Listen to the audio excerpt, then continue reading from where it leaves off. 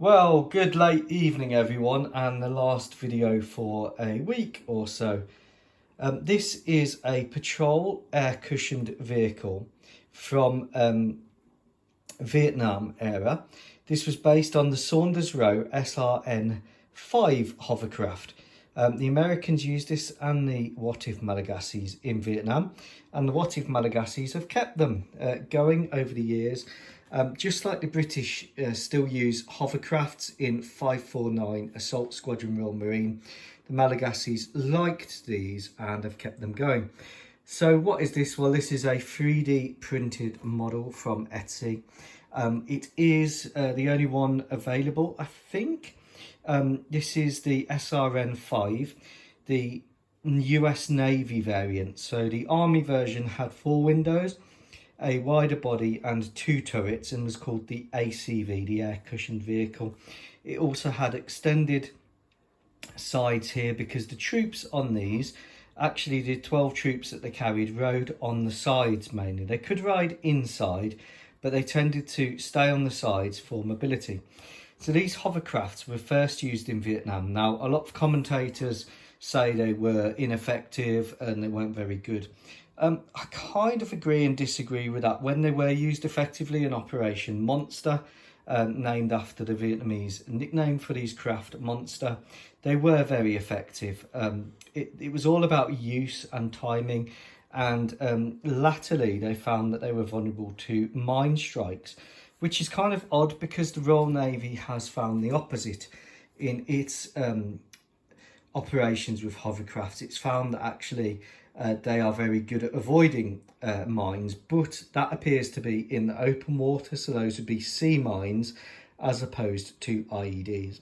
Now, the only downside of these hovercrafts when they were in operation was, and this is why they've got an extra bar, this red bar over the intake there, is someone actually got sucked into the intake in Vietnam and died, and someone else got their hand chopped off in the whirling propeller blade. So as they went throughout the Vietnam War, you began to see sort of railings spring up on them.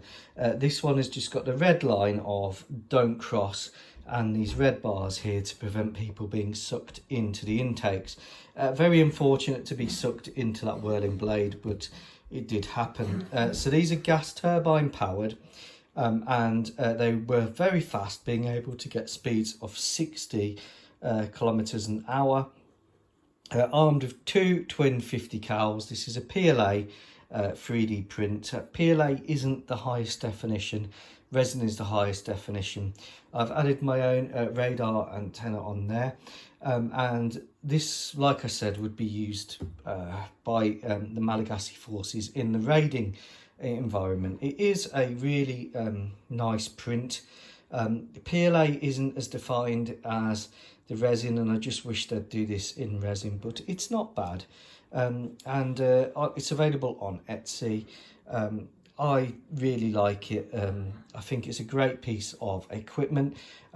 You can load these on the back of stern landing ships, and you can take your troops at speed onto a beach, across the lowlands, marshy areas.